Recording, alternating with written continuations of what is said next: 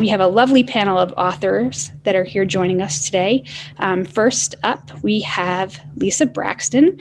She's the author of The Talking Drum. This is her debut novel, was published by Inian Publications. It has been selected by the Shelfbound magazine as the overall winner of its 2020 Best Independently Published Book Award.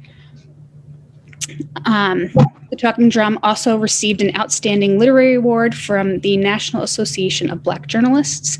Lisa is an Emmy-nominated former television journalist and essayist, short story writer, and novelist. She is a fellow of the Cambilio Fiction Writers Program, and she earned her MFA in creative writing from Southern New England University, her MS in journalism from Northwestern University, and her BA in mass media from Hampton University. Her stories and essays have appeared in the Vermont Literary Review, Black Lives Have Always Mattered, Chicken Soup for the Soul, and The Book of Hope. Lisa is local to the South Shore. She lives in Weymouth. Thank you, Lisa, for joining us tonight. Next, we have Christine Lejeski. Christine is a writer, retired alternative high school teacher, a naturalist at Mass Audubon, and a haunt actor. She was born and raised in Flint, Michigan, and now lives in Cumberland, Rhode Island, close to her adult daughter and son. Her first novel, Jator, was published in 2014. It is a spiritual fantasy in which a grieving woman's conversation with animals helped her find joy again. Her collection of horror short stories, Erring on the Side of Calamity, and a horror novel, Bon Belly, were published in 2018. She has had a short stories published in Dark Tales, Sanatorium, The Flash, Fiction Press, Siren's Call, and the anthologies A Shadow over Bethlehem, The Misbehaving of the Dead, Shallow Waters, Volume 5, A Bird in the Hand and Still Waters, and Wicked Women, the New England Horror Writers. Thank you, Christine, for joining us. Next, we are happy to have Jessica Levi. She is the author of The Night Library of Sternadick. I butchered that. It's a vampire. Thank you. It's a vampire opera in verse. This is a story of a family, first love, and vampires in a 253 Pushkin sonnets. It is available for pre-order from your local bookstore on bookshop.org and on Amazon. Jessica has loved stories and storytellers her whole life. After a double major in history and mathematics, a PhD in Egyptology, and 8 years of the adjunct shuffle, she devoted herself to writing full-time. You can find her work in the Overcast, Cosmos Infinities, and Tor.com. She has begun work on her second long-form piece and dreams of one day collaborating on a graphic novel and meeting Stephen Colbert. She lives near Boston with her husband and 2 children. Thank you, Jessica, for coming. Next up, we have Kimberly Meyer, who's the author of the book Murder at Constellation House. This is a cozy supernatural mystery set in historic Newport, Rhode Island, a seaside town studded with a palatial estates turned museums built during the Gilded Age. It is now available on Amazon as an ebook or in paperback. Kimberly's writing is sparked by life, from working as a White House intern to studying in Beijing to being a street violinist. No matter where in the world she is, in Istanbul or Rome, she has found that everyone's motivations aren't exactly as they appear, including her own. Motivations are what make whodunits fun. Her writing is chock full of layered reasons, gorgeous backdrops, and plot twists. Suspense, intrigue, and red herrings all have their place in her stories. She lives just south of Boston with her beloved husband, Tom, and their often-kissed toddler, Henry. In her minimal downtime, she loves to write, as it is a catharsis for her, and dreams of one day attending a meeting of the Baker Street Irregulars. Thank you, Kimberly, for joining us today. And last but not least, we have Michael Whistler. He is the author and award-winning filmmaker behind several sci-fi short films. He hosts the podcast Exploring Tomorrow, Meaningful Sci-Fi and Life's Big Questions. He was born in Brazil, South America, where he spent most of his childhood, and he now lives on the South Shore of Boston, where he works as a documentary filmmaker and story design consultant. A firm believer that science fiction can help create a better tomorrow, he seeks to encourage thoughtful engagement with limitless genres. Thank you, Michael, for joining us today. And now I'm going to turn it over to Lisa. Thank you. So The Talking Drum, here's my book right here. The Talking Drum is about 3 young couples and how they're affected when an urban development project takes over a neighborhood. I have a young couple who are opening up a bookstore, and in the neighborhood they're in, they think they're going to benefit from this urban redevelopment gentrification that's going to happen in a neighboring neighborhood. There's also a man across the street who is a mover and shaker. He seems to know the mayor very well. He is flashy. He just seems to be kind of shady and has his hands in a lot of different directions. And so people don't know whether to actually trust him or not. So he's an interesting character. I also have his girlfriend who does not think that she can trust him because she thinks that he's fooling around with other women, but she's not really sure. And she has a daughter who's having some emotional issues that it's going to take some time to uncover what those are. I also have an African drummer who is a musician. He dreams of being the drumming ambassador of the world, and he's not really paying attention to his marriage and doesn't know how to love his wife, and they were having some marital issues. It's also his best friend who he does drumming with. They do these drumming performances, but his best friend can drum on the African drum, the talking drum, in a way that makes the women swoon when they go on stage. And so Omar, this character, is jealous of his best friend. And there's Natalie, the wife of Omar, who is unhappy in the marriage. There's also a very strange man, a Vietnam veteran, who's walking around. He pops up every so often with his German Shepherd, and we don't know why. And there's also someone who's unseen. There's an arsonist who's burning down properties, whether he's a firebug and just he or she's a firebug and just loves to see things burn, or there's some other motivations. We just don't know. And gentrification is at the center of my novel. I found that I've been having a lot of conversations with people in which they were telling me that their old neighborhood is not the same. It's been redone. It's gone upscale. They've lost the sense of the neighborhood. And I had those conversations over and over with enough people that I thought this could be a good pin to pin my novel on. In fact, my parents experienced that in my hometown in Bridgeport, Connecticut. There's a lot of changes going on now, and they owned and operated a business. And we saw the customer base reduced because the waterfront was being taken over, and the people who lived there, the working class people, were moved out. And that was part of the customer base. So we saw some changes there, which helped to inspire my story. And just to say, I wanted to write a novel since I was a child. I was one of those bookworms who was always in the house on sunny days. And my mother would say to me, go outside, Lisa, and get some fresh air and go out and play with the kids in the neighborhood. But I would say, oh, no, Mommy, I want to be inside. I want to be a novelist. I just love reading. And she said, well, that's wonderful, Lisa, but you can't earn a living writing books. So I went into journalism for years, radio, television, newspapers. And it was good to get the discipline of writing all the time, learning those skills, working with editors. But I found that it was so fast paced and so intense that I didn't have the time to work on creative writing. So once I left the journalism field and went into nonprofit work, I began to do some writing. And I entered Southern New Hampshire University's MFA program. And to get your degree, you have to produce a novel, which I did. And I graduated in 2010. And I've been shopping my novel, The Talking Drum, around for a long time. And so 2020, last year, it got published. So it only took me 10 years from finishing the novel to getting it published. So that's another story. But I'm going to read a little bit from chapter 3, in which we see how Omar, the drummer, and Natalie and his wife are having some marital problems. And part of the problem is because of this urban redevelopment that's going to take their property, and it's causing stress on their marriage. I'll read a little bit of this. Omar Basari read the notice that his wife, Natalie, held inches from his nose. The Basaris had to pay 3 months back rent by the end of the month, including late fees, or be evicted. Il est un idiot, Omar muttered as he returned his attention to the peanut paste he had cooking on the stove.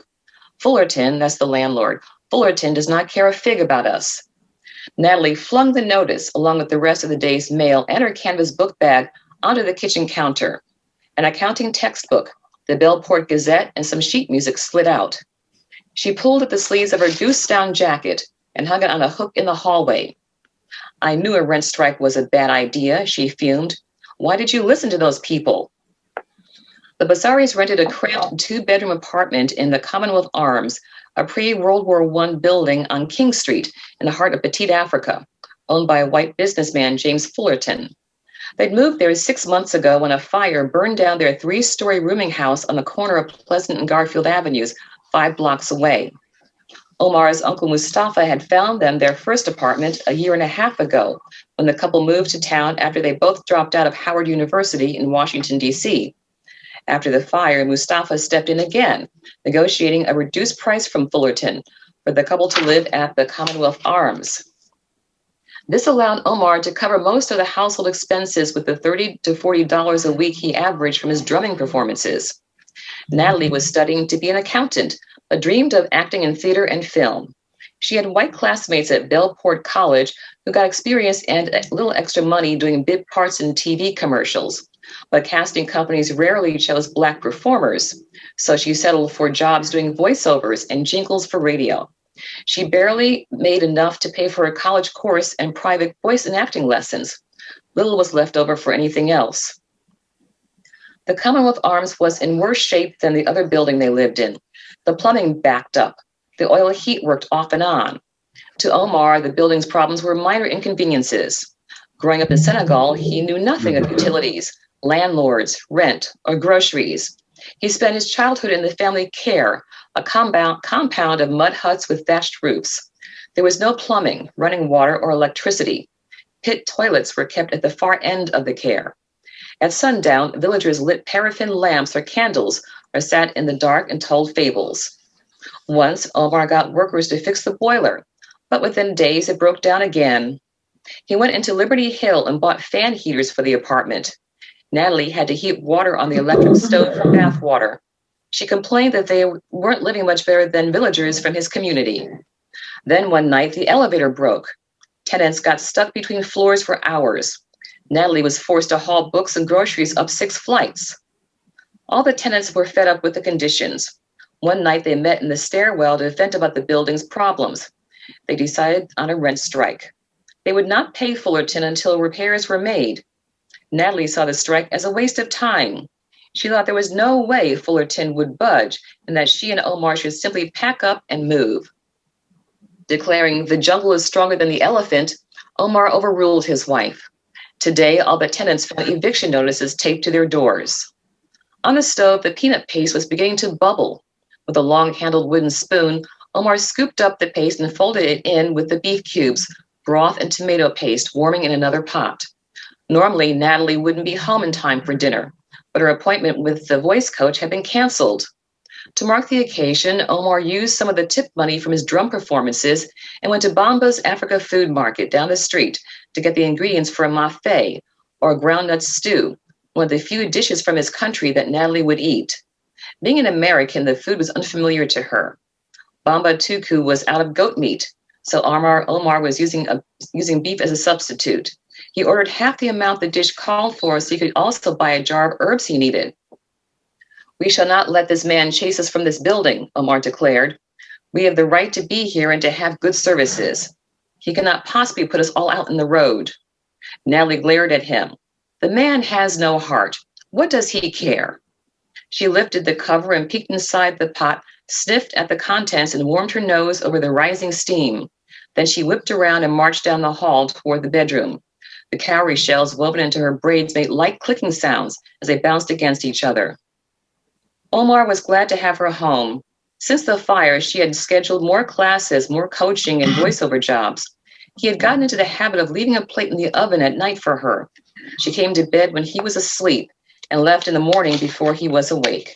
She claimed that she was trying to make up for credit she lost when she dropped out of Howard, but he wondered if she was telling the truth.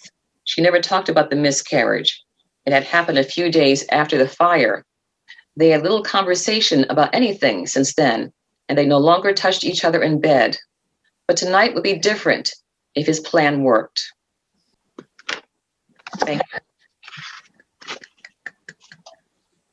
I have author pages on Facebook and on Amazon. So if you just look at the spelling of my name, Christine Lejeski, you can find those author pages. But if you also go to my publisher, diverterpublishing.com, DIVERTIR publishing.com. And if you go to the store where they're selling books at the publisher's website and open up my book, you will find in the checkout area, you can click on a link to download the first 60 pages free, so you get a try before you buy. I'm going to read a little bit from Bone Belly. This is a man from another century who was snatched out of his life in the midst of committing a horrible and blasphemous sin and thrown into more or less present time in his own personal hell, which of course is in Rhode Island. Where else would it be? He's hideously transformed, and the part I'm going to read is where he just wakes up with with almost no memory, and he's beginning to learn about the place he's in and what kind of body he's inhabiting.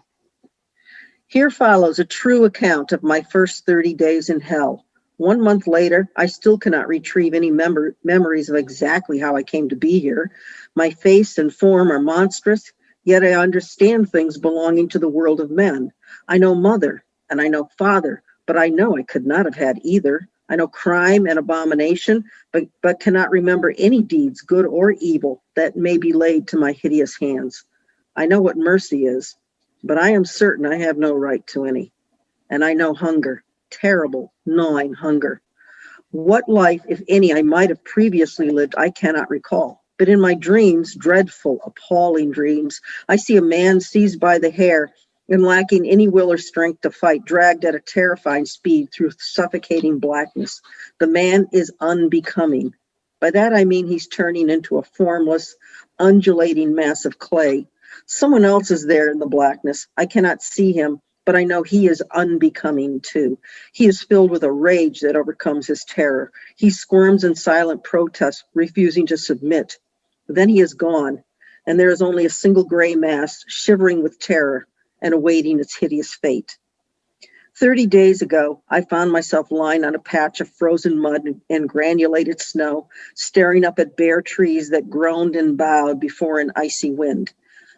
I was naked, freezing, and unbearably hungry. I held my hands up before my eyes. They were skeletal. The skin that stretched across the bones was a yellowed white like the linen of an ancient shroud. The muscles were thin and stringy, and the fingers, they must have measured 7 inches, tapering to blade-like claws. Such monstrous digits could not possibly belong to me. I sat upright and inspected my legs. They were skeletal too, unnaturally long, the feet ending in toes with somewhat shorter claws. The same taut yellowed hide covered the bones. They were aching from the cold. I knew I needed to find shelter quickly, but had no idea where I was or where I should go. Looking around, I could see I was in a thick forest. The ground was a patchwork of slushy snow and muddy ground, the products of a recent thaw. But there was no doubt it was still winter and that the light of day was fast fading. I groped my way through the undergrowth, unable to find a path. More than once I stumbled into the icy water of a swamp.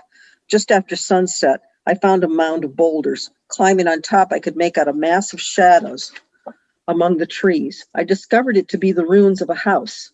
I felt my way inside, where I found a small interior room. It was cold, but at least there was no wind. I hoped I might sleep, but the awful burning hunger in my belly kept me awake. When daylight returned, I searched the poor lodging for something to eat. There was nothing but dirt and dead spiders. I did find a length of fraying canvas in the cellar. It worked as a poor sort of cloak. Robed in this finery, I set out to look for food. I found nothing I could recognize as food. I startled some deer at the edge of a swamp, and it occurred to me I might try to drag one down to the ground and slash it with my claws.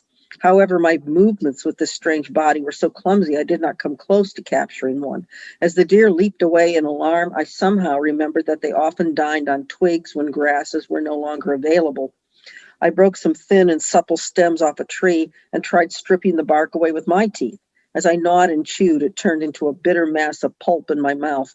I could not stand it and spat it into the swamp. As the water calmed and cleared, I got a glimpse of my face. I could not believe such a countenance was even possible. It was a monstrosity. I crouched on my knees to get a better look. I saw prominent bones of a grotesque, oversized skull. There were deep hollows below the eyes and cheekbones, like the face of famine itself. The eyes burned amber in the sockets. The mouth was wide and thin, with colorless lips that barely hid 2 rows of pointed, ferocious teeth.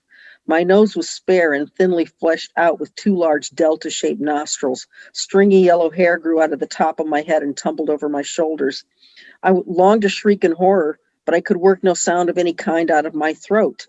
Then, as I further inspected my reflection, I understood why. That huge skeletal head sat atop a neck the thickness of a walking stick. Knotted ropes of muscle twisted around the constricted throat, holding up that mass of yellowed bone. I let my head sag to my chest in utter weariness. Then I slowly stood up so I could take in my full reflection. It seemed as though every bone in my chest, arms, legs, hands, and feet stood out in sharp definition. Lean, sinewy cords of muscle kept the body upright. My belly was huge, like a full moon when it first rises.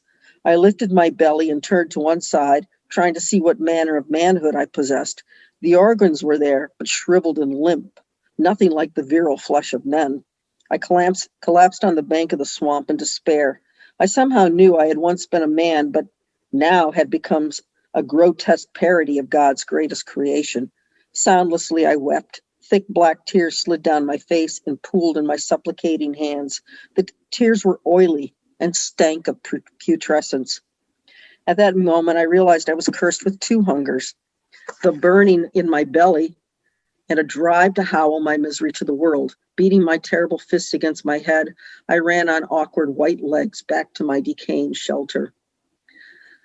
The night was damp and overcast. The horizon was a deep, impenetrable black. Yet below the lowering cloud cover and beyond the trees, I saw the glow of unnatural light coming from several directions. Bright lanterns moved at amazing speed along paths that blazed with incandescence. The only sense I could make of the scene was that this was a mighty city in hell, perhaps even Lucifer's capital, and I was one of its condemned denizens. Not wishing to be discovered by the demonic creatures that lived here, I quickly retreated to the cellar of my ruined hovel. I decided I would let myself starve to death. I held out for 2 days, but my belly hurt so badly I was driven forth at last to find sustenance. I was determined to bring down a deer. Somehow I knew the pre-dawn hours were the best time to hunt, so I hid myself in the rushes of the swamp and waited for the deer to come and drink.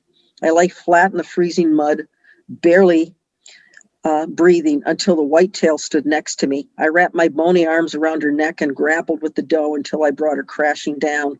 I used the long nail on my index finger to open the veins in her throat. As the blood poured on the ground, her body twitched and grew still. I sat back on my haunches and indulged in the glorious torment of surveying my prize and feeling my mouth water. Then I used my claws to cut away the hide and carve chunks of venison. My first mistake was cramming my mouth full of meat. Almost as soon as it touched my tongue, it turned bitter, like ashes on my tongue. I gagged but swallowed the lump, only to have it lodge painfully in my narrow throat. I had to force a long claw down my gullet to snag it and pull it free. Lesson learned, I carved thin strips of meat and, bypassing my traitorous tongue altogether, slid them down my throat. It did not work. My tongue was coated with bitterness and I nearly vomited. My belly hurt so much, however, that I continued forcing down strip after strip. Suddenly, before my hunger was eased, I doubled over in pain. It felt as though a hand had seized my innards and was trying to pull them out my navel. It took hours for the pain to pass. I staggered back to my rooms, clutching my belly until dawn. It occurred to me that after starving for several days, it might take some time for my stomach to become accustomed to plenty. I decided to return to the carcass and feed again, this time more slowly. All right, and that's about 10 minutes right there. All right, so next up, we have Jessica Levi. Jessica, go ahead.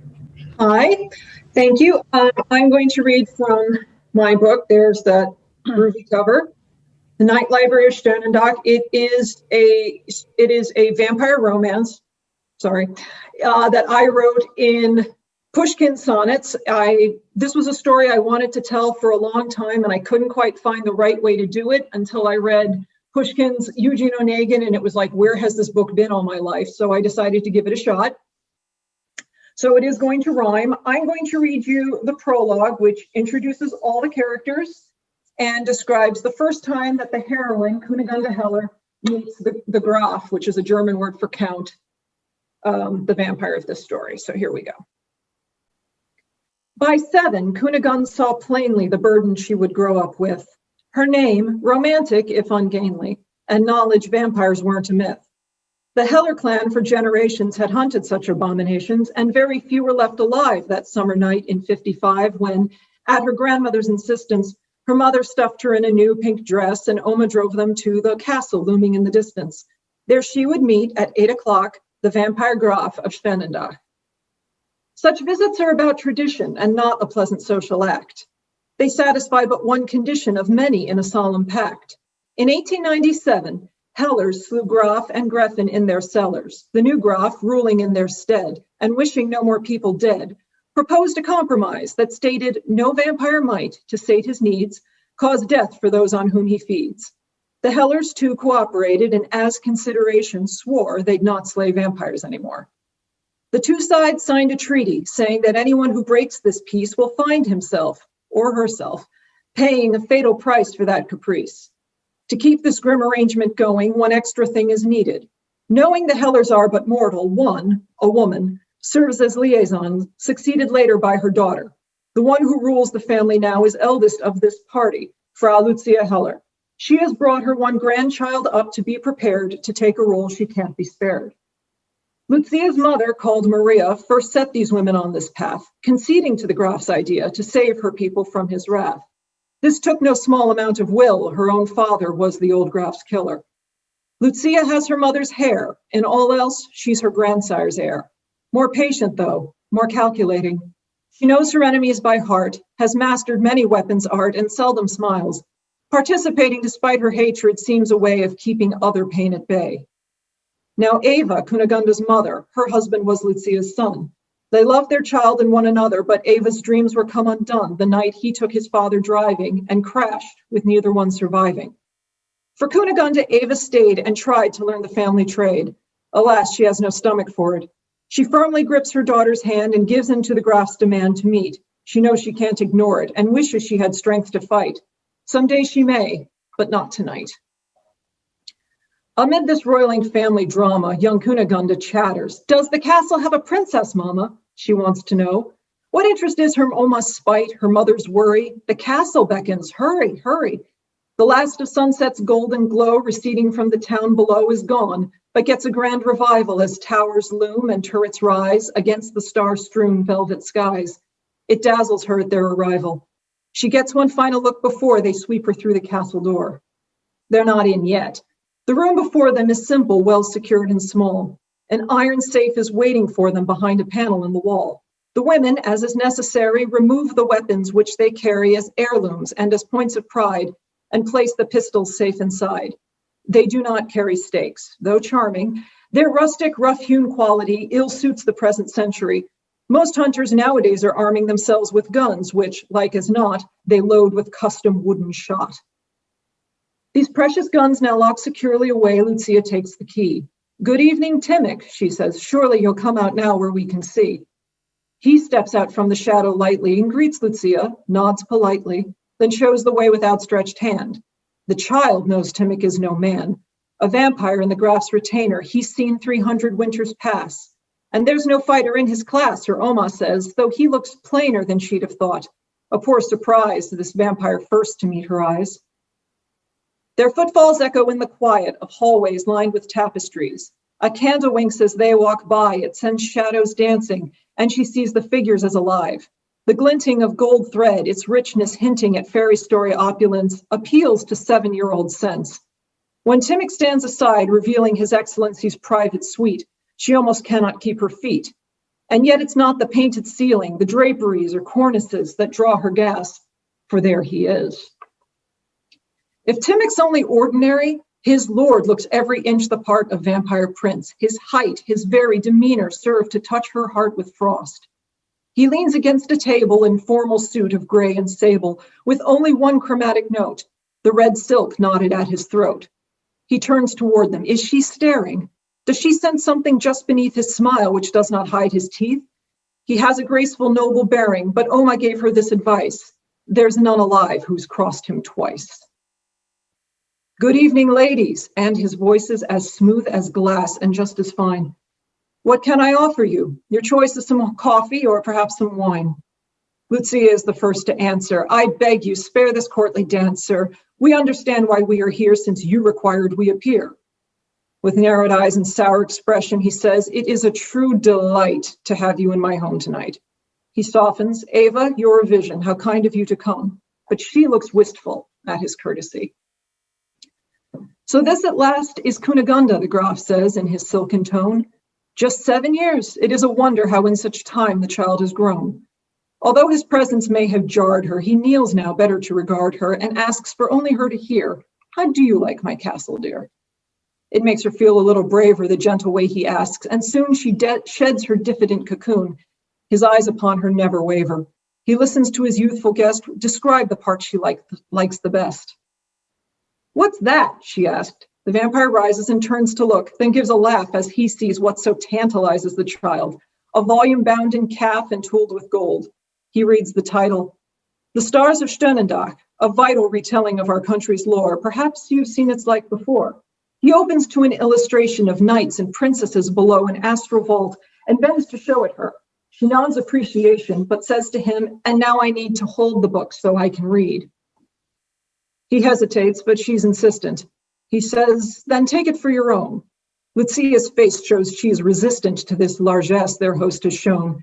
She says, if this concludes our meeting, you must excuse us. We'll be needing to take our king home. It's late. Might Timoc lead us to the gate? The Graf, ignoring her, releases the book to Kinga's eager hand and says to her, now, understand, this work contains some favorite pieces of mine. Enjoy them, little one. I'd like your thoughts when you are done. For now, good night and pleasant dreaming. And so her heart completes its thaw. She clasps her lovely present, beaming, her fear of him transformed to awe. She curtsies like her mother told her, and only once looks over her shoulder to watch the Graf recede from view. Once Timoc leads her family through the halls, Lucia stops to gather their weapons, and like that, it's done. The ride home is a silent one. A tired Cunegonde would rather stay up to read, but in the car's back seat she sleeps and dreams of stars. Thank you. So that is the prologue. And if Carrie would be so kind as to drop the link in the chat to jessicalevi.com, you can find all the pre-order information. And it's already in there. It is there. I knew you were on top of this. Thank you. So you can go there and you can find links to that and the other stuff I've written. Thank you. And we are going to talk about where you can find the books when we get to the Q&A too. So we'll make sure to mention all of that as well. Cool. But thank you very much, Jessica. Next up, we have Kimberly Meyer. Hi, thank you everyone for being here tonight. Really appreciate it. And thank you other authors. And thank you, Carrie, for facilitating. This is Murder at Constellation House. It is a cozy supernatural horror mystery with a tinge of cosmic horror because I like it. It's set in seaside Newport, Rhode Island, and Newport is home to Gilded Age mansions. And rather than set it in one of the mansions that exists, I built my own in here, and I set 2 mysteries in there. So there are 2 timelines. One is during the Gilded Age and follows the inventor who created the mansion and his bride who disappears under mysterious circumstances. And then there's one, the other is in 2015. And an extortionist is found murdered on the grounds of Constellation House. And why he is dead, why there is a serial killer out there going to kill 3 more, and what it has to do with the Gilded Age is all within. So I'm going to read just the first diary entry from the inventor, and then I'm going to read chapter 1. So here we go. From the archive at Constellation House, Saturday, September 16th, 1876. This evening, at her parents' table, Clara laughed off my quest for the light antagonist. A distinguished guest agreed and called it a grand farce not grounded in actual science. They all snickered at my folly. She has gone too far. The opposite of light is out there, shielded from our view by darkness, but not of it, the light antagonist. I will prove its existence once and for all when I build the agiscope to measure its wavelength and particles. Clara will marvel at the proof of this unseen force and see I am right. It is not her fault that she opposes me. The charlatans in our set have her ear and whisper that all mankind's needs have been provided on Earth. I say they can have Earth. God gave me a universe to explore, and I want her by my side for the journey. Clara Parker, I do not want to break you to my will, but I know my duty. This is a poor way to begin a marriage. Chapter 1. Grant Travers angrily checked his phone and saw there were no new messages from his kids. He swore under his breath, parked his smoke gray Mercedes on the shoulder of Ocean Avenue next to Almy Pond, and sent a text. Vonnie, I have the right to talk to my kids on Sunday evenings. Do you want me to drag you back to the lawyers? The phone lit up immediately, even though it was close to midnight. Please relitigate. Let's see if anything new emerges in the proceedings. This time he screamed a futile curse, but no one heard it except some crickets along the quiet stretch of road. His divorce had been an absolute loss. Vonnie got the kids, kept her fortune, and moved to Nantucket, a long drive and ferry ride away from him, and he had no leverage to get anything back. The moon was bright as Grant got out of the car and checked his reflection in the side view mirror. A dissatisfied, pudgy, pink man in his early 50s stared back at him. He didn't like what he saw, except that the shiner around his right eye was nearly gone. He patted out the shiner and started to calm down. Vonnie may currently have the upper hand, but he could do something about this indignity. Roger Deacon has it coming now, Grant thought with a smile. He locked the car and walked the quarter mile to Constellation Point in near darkness with the stars shining brightly above. The peaceful cadence of frogs and cicadas soothed his wounded ego and gave him time to prep for the night's interaction. Be firm but fair, he told himself. A mansion was an odd place to receive a payout, a bit too dramatic. But he had learned long ago to give his mark some wiggle room. They needed some comfort so they didn't feel trapped. Animals without exits do desperate things to their captors. Even as a boy, he had instinctually understood the art of blackmail. After watching his older brother Terry get pummeled when he stood up to the school bully, Grant had decided to take a different approach. He had researched the bully's address and quietly listened under the kitchen window. The bully's grandparents were raising him because his parents were drug addicts. A quick word in the bully's ear the next morning, and none of the Travers children were bothered again. The best part was the Evel Knievel action figure and stunt cycle the bully gave him right after Christmas to finish the deal. All through middle school, after which the bully transferred, Grant never asked for more than their original bargain, nor alluded to it. He had gotten what he asked for and had kept the secret. Even back then, he knew victims needed to live their lives without his specter hanging over them after he was paid. Never get too greedy was his mantra. He silently approached the wrought iron gates and formidable sandstone walls surrounding Constellation House, enjoying how the gates twinkled in the moonlight. He purposefully walked past them to the small gatekeeper's door. As promised, the chain that locked the door had been cut. Grant quietly pushed open the tiny metal door, slipped through the thick sandstone wall, and was startled by the loud crashing of the waves on the other side.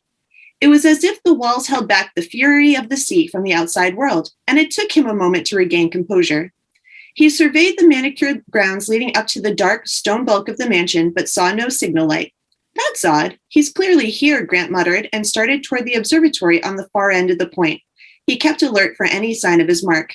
And then, with a plastic crunch, he tripped. He threw his arms up to protect his face as his body broke a slew of plastic objects. Startled and spread-eagled, he illuminated what had impeded his progress with his flashlight app.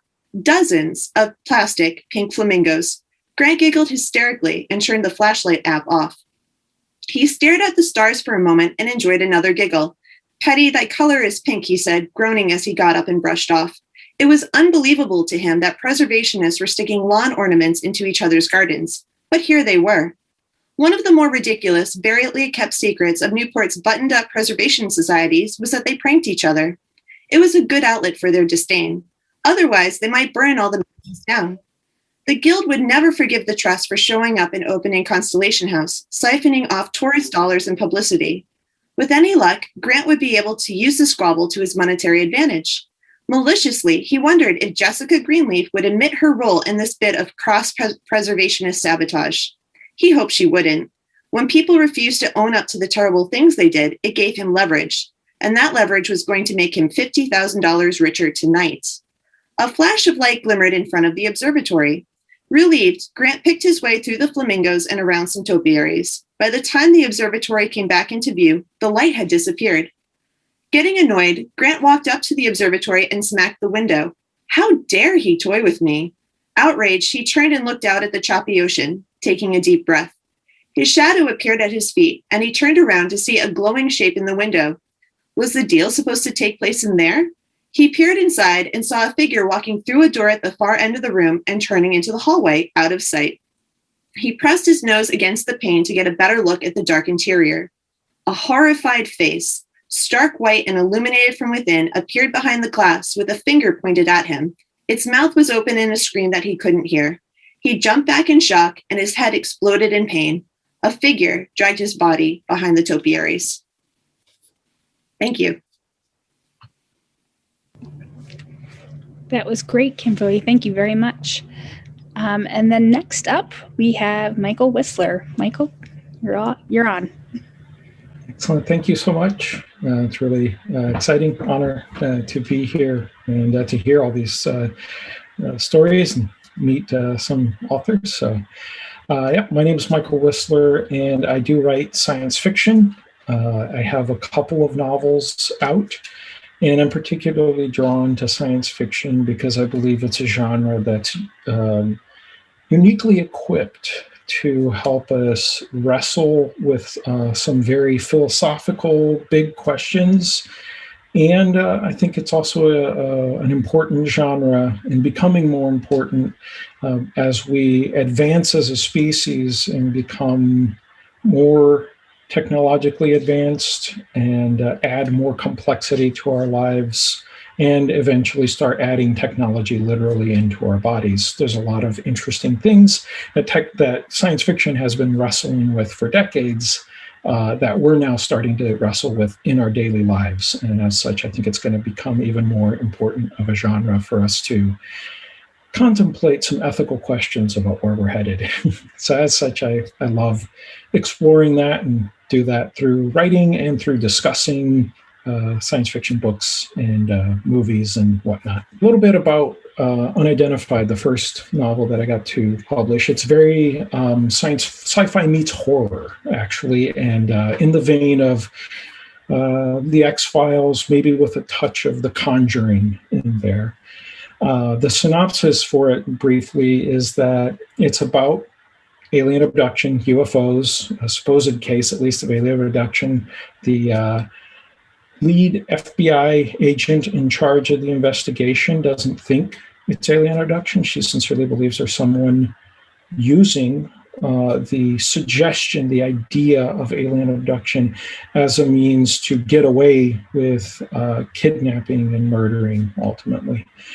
And so she's determined to keep this from happening again in a small town in New Hampshire when similar sort of events start taking place that led to the last disappearance of a person there. She enlists the help of her psychiatrist, of all people, to try to debunk the idea of UFOs and aliens and really try to get into the psychology of who is doing this and why. Well, needless to say, right, it's a book, so things don't go according to plan. That book is available in paperback, ebook, and audiobook. It's the only audiobook I have out so far, looking to get more of those out as well. Then my second novel, both of these are published by Dokes and News Media, which I hugely appreciate. My second novel is Sleepwalker. It is a cyberpunk thriller and with a diverse kind of cast of characters. And it deals with the idea of reprogramming the human brain and the technology that would be involved in doing that and the implications of what might be done with that when people begin to wield that kind of power and the idea of rewiring an entire person's personality. So I'll read just a little chunk here from one of the early chapters in Sleepwalker. And just to give a little bit of context as to what's taking place, the main character is a nun named Riley. She's a Mexican-American nun who's living in Brazil, South America, actually in the city I grew up in Brazil, and teaching science at a Catholic school there. The most unusual thing about Riley is that she has a serious sleepwalking problem. Well, it's not generally been serious, but it's getting worse. And actually, at the beginning of the book, she wakes up several blocks from her home in the middle of the night and has to find her way back home, which is quite startling. And not long after that, this mysterious man from America shows up at her school where she teaches and confronts her, sort of lays out this quite bizarre story to her that he understands why she's sleepwalking. He knows her past. And in fact, everything she believes about herself, everything she knows about herself, isn't true. These are all merely implanted false memories to cover up her true personality. And she is, in fact, part of a very clandestine, secretive project that is developing this technology. And she holds some key information within her mind, and he's there to retrieve her. She's not sure what to think of this. Their interaction leads to actually him injecting her with something that knocks her out. The next day, she chooses to start digging into information for herself and try to figure out what's going on. And that's where we'll pick this up. She has just left the library where she's been reading up on some of the things that Thomas, this man that has confronted her, has brought to her attention.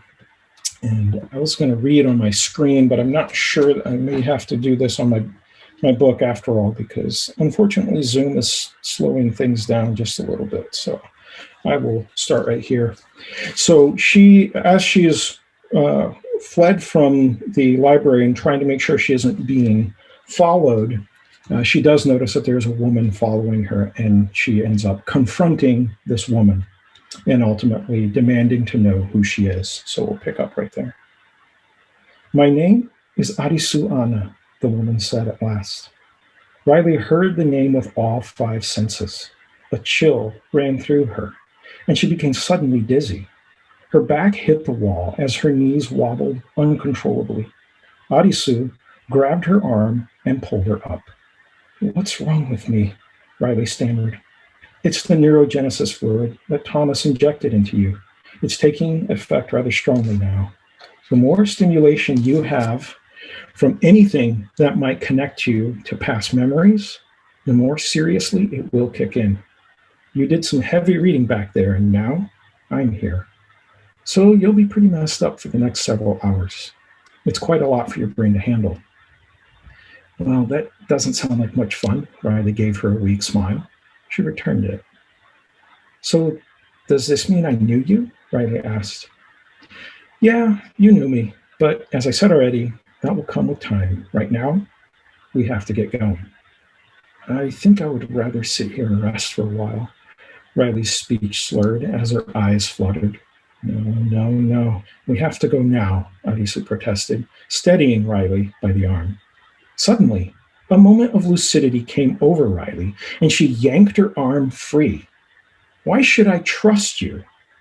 Arisu rolled her eyes.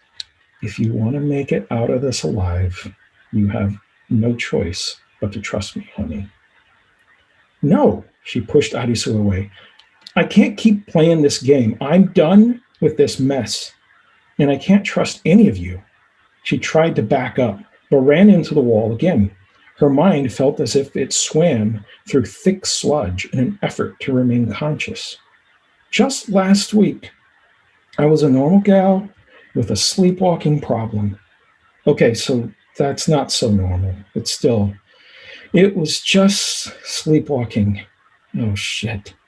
Riley watched as the ground rushed toward her in slow motion and hit her face. This looks like it's really going to hurt, she thought on her way down. Oddly, it didn't, though the bright flash of light that she saw inside her eyes when she collided with the sidewalk was quite startling. She didn't pass out right away either. In her field of vision, she saw feet striking the pavement and legs jutting up at an odd angle as people walked by, not too far away from her. And from this strange vantage point, the world slowed and faded into a murky pool of nothingness. So from this point on, Riley basically is confronted with the choice of who to trust, who to believe, as she begins to uncover and live this very morphing reality within her own mind, and ultimately racing against the clock to figure out exactly who she is and whether she can even be of help, and who she should even help in this manner. So that's it's a little bit about Sleepwalker and some of the things I do. If you're curious and want to check out more, actually one of the cool things that I wanted to be sure to mention is right now my publisher, Doksa News Media, has just a handful of signed copies of Sleepwalker, a hardback copy like this. And it's just on a first come, first serve basis. So if you happen to hop onto their website, which is DOXANOUS media.com, you hop on there, go to their bookstore. They have those available if anyone's interested in grabbing those. I don't know how many copies are left, so it is a first come, first serve basis on that. But yeah, thank you so much for giving me a chance to share a little bit, and look forward to being part of the Q&A time.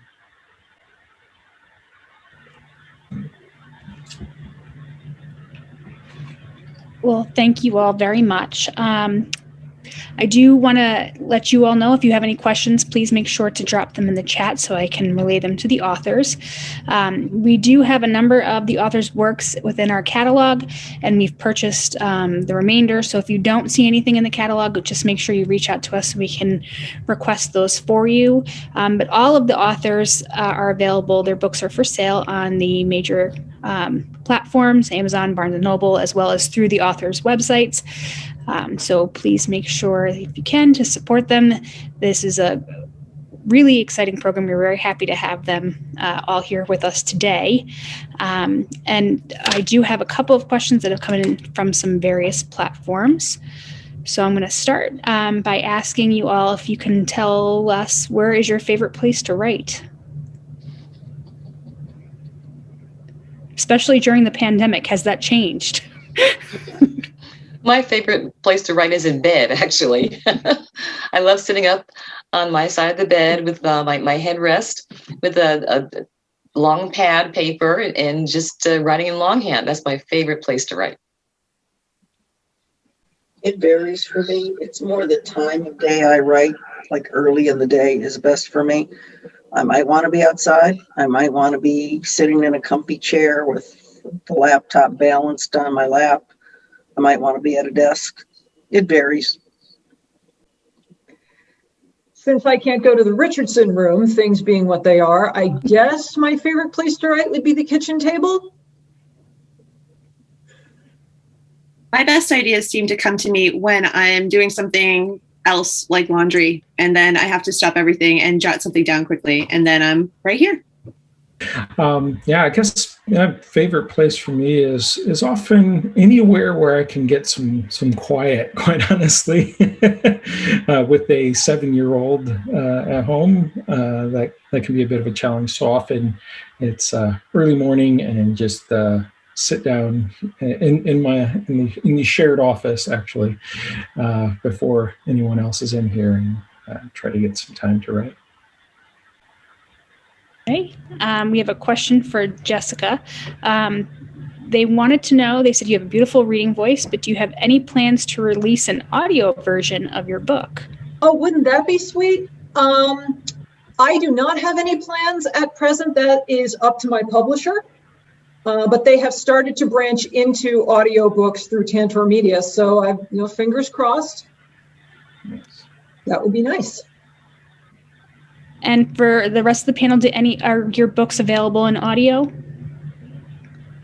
Mine isn't. My publisher can't afford to do that, but I would love to have my book on audio, but it has not happened.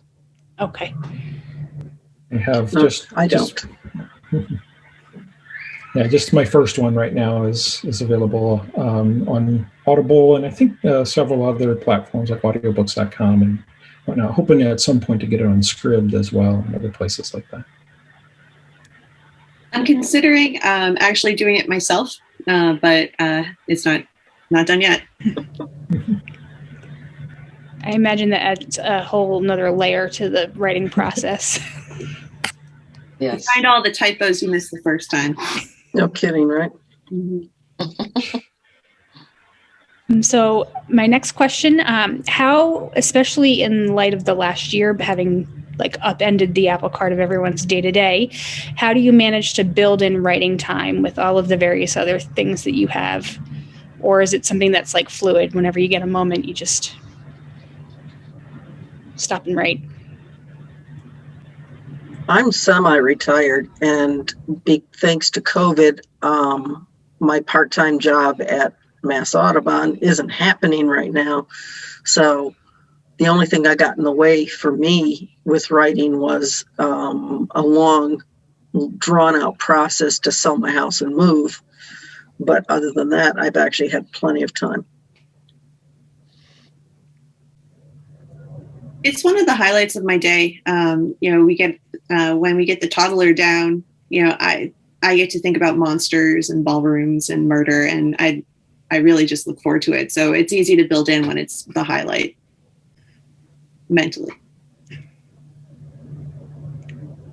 I find the writing time isn't the problem. It's the sitting and staring at the wall, which is a vital aspect of writing, at least for me. That's the time that I lack, because it's the kind of thing you can't do when everybody is in your space.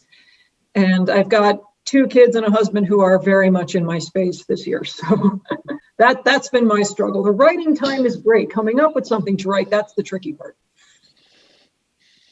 I find time whenever I can, but what helps me is that I now have an accountability group, 2 other writers who are working on things as well. And so to discipline ourselves, we meet every other week. We send our pages to each other, and we critique each other on Zoom on a Sunday afternoon. That's the only way that I can force myself to pivot from the other things I have to do to write, to do my writing. Yeah, I mentioned writing a little bit in the mornings. Sometimes easier, some mornings easier than others, but that's how I've been trying to do it. And part of it just maintaining the discipline, taking the approach of at least 300 words a day as the goal, but also taking the approach of that's the ideal and the objective. And if you can write more, great. And if you miss a day, okay, so you missed a day. Let's not waste any time crying over that day. Tomorrow, let's just hit it and start again and go from there. Because in the past, when I've tried to do things like that, and if you think of it cumulatively, oh shoot, I didn't write the past 2 days. Now I got to write 900 words today. Then you don't do it, because now it's I don't feel like writing 900 words today. But if you just get back at it with, no, I'm going to try to get at least 300 today, then you make progress. So, but yes, Jessica, I relate so much. As an introvert who needs time to let things kind of brew, it can be a challenge when you can't find that sort of space and silence to sort of do that work. Well, my next question is, since you're all local authors, have you been inspired at all by the areas where you're living or from? I know, Jessica, you mentioned that you like to write in Richardson. Is there any particular place that has really inspired you within your process?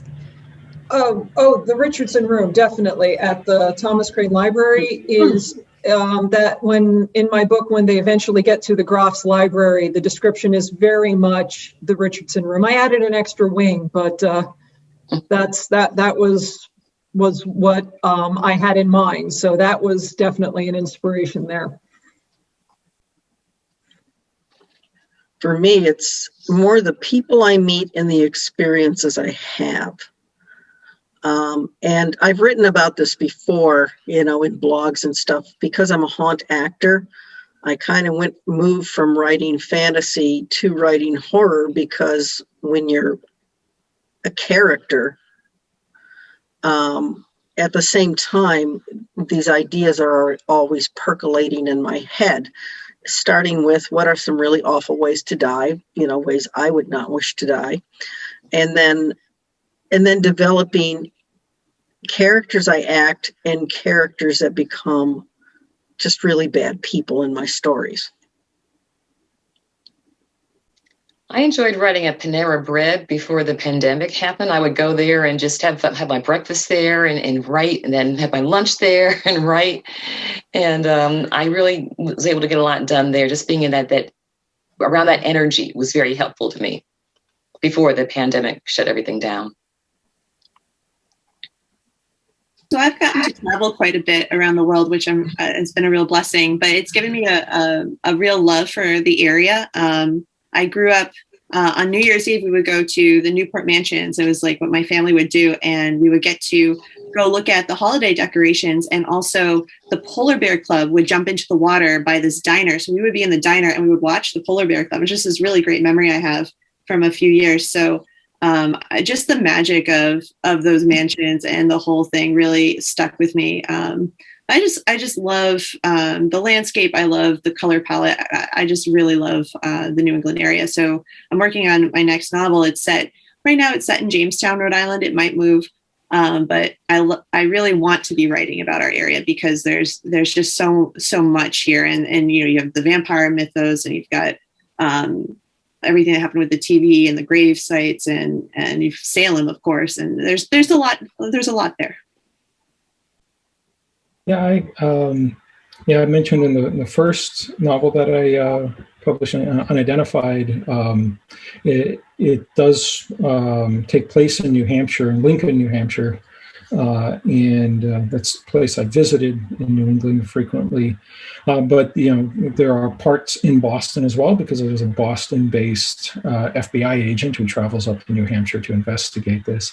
And actually, Sleepwalker, though it begins in Brazil, ultimately ends up back in Boston, where this project is headquartered, and specifically up in the North End on Battery Wharf. Is a really beautiful area. In this hypothetical near future Boston, what currently is the Coast Guard facility is now the headquarters of this project.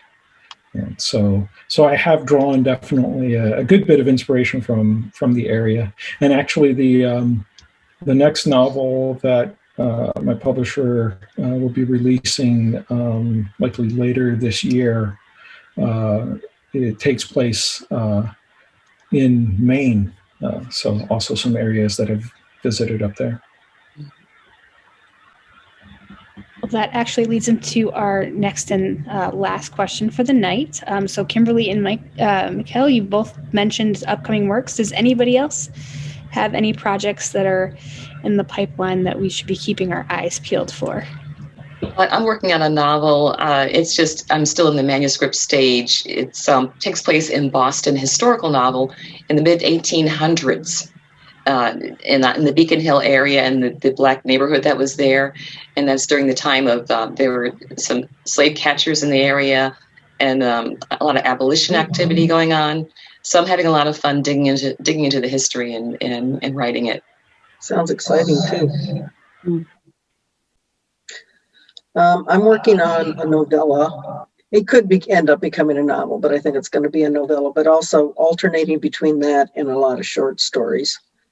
So I'm trying to divide my time as evenly as possible. I'm writing short fiction when I get the chance, and I've returned to that second long form work, my second novel, which I'm trying to do a spin on a story about prophecies and oracles, sort of like out of Greek mythology, and play a little what if with that. So I'm trying to get the manuscript to a point where I can show it to somebody I'm not married to.